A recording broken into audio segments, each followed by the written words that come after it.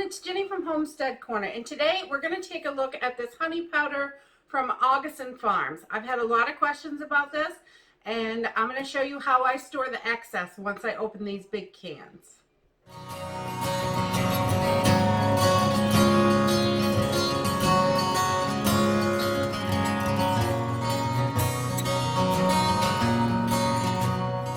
So I've had a lot of questions about the Augason Farms honey powder.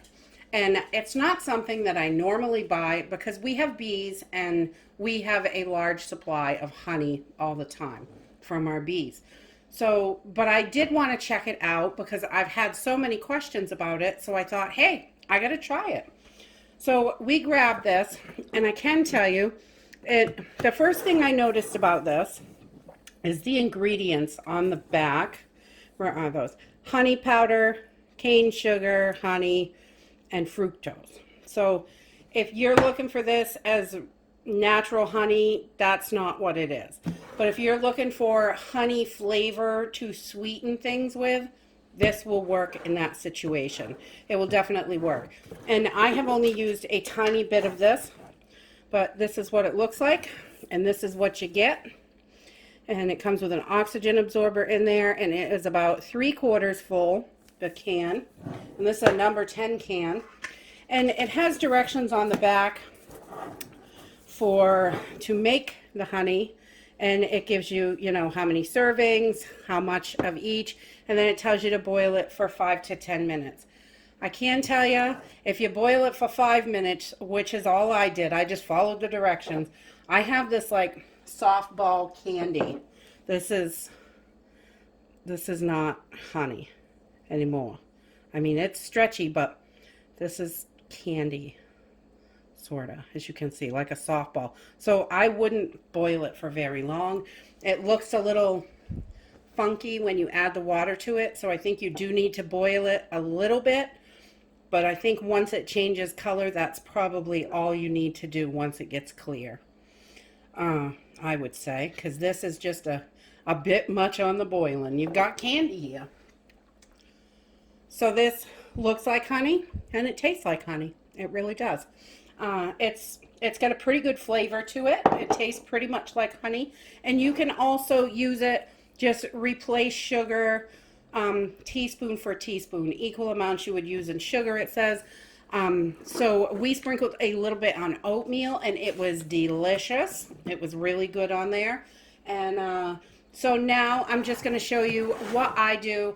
And this goes for any of the number 10 cans of dried foods. When I open them, if I'm not using them all right now, and I have a bunch left in here, I'm going to package these up and seal them up the best I can to give them the longest life that they can have. And they will last not 25 years probably, but they will still last for quite a few years, 5, 6 years anyway.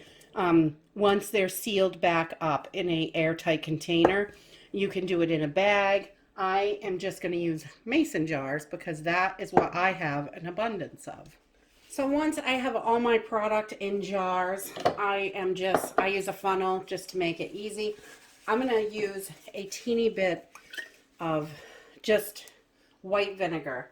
I just want to make sure this top rim is really clean. I don't want to touch the food, so I'm just going to wipe the rim with this vinegar, and I want to be really careful not to get it in the food. We don't want to get the food wet or the inside of the jar wet. So I just wipe this part, so I'm going to get a good seal, because if you've got all this powder on there, and you really can't avoid that powder, even with a funnel, it's flying everywhere. So I just wipe these so they're nice and clean, and then I am going to put a clean lid on each one. I reuse my lids. I don't know if you can see the writing on there. But for dried goods, when I'm vacuum sealing in jars, I just reuse, that one you might be able to see a little better. But I just reuse these lids. They are perfect for this. A lot of people don't want to can in them a second time. But if they are still straight, they are perfect for vacuum sealing. So I'm just going to vacuum seal these up. And I love the brake bleeder for this because I only have a couple jars, and I don't want to drag out my big food saver. And I also, if I only have a couple jars, this is quicker and easier than dragging that out, and I don't have to wear on the motor or anything. This is all hand done, so I just bring it up to about 20 pounds, and then I'm going to pop that off and then pull this out, and this is nice and sealed. You want to pick it up. I pick them up by the lid. I usually go 15, 20 pounds on the brake bleeder too, and that way if you get up to that 20 pounds, this lid, I've never had one fail. As you get closer, usually 17 pounds is fine, right in that range somewhere. And I didn't have any issues with sealing up these first two jars, but just a reminder, usually when I use powder, I put something in the top. Those two jars sealed up fine. This one would not seal, probably because it's lower. I'm not really sure, but it kept sucking the powder up. So I think you can see this, I put just a coffee filter in there to help hold down the powders, and that allowed me to get the seal that I needed. So they are all sealed up and ready to go. That is it.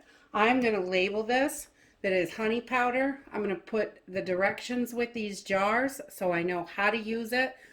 And this is perfect for like tea or cooking or sprinkling on your food to make it taste delicious. It's easy.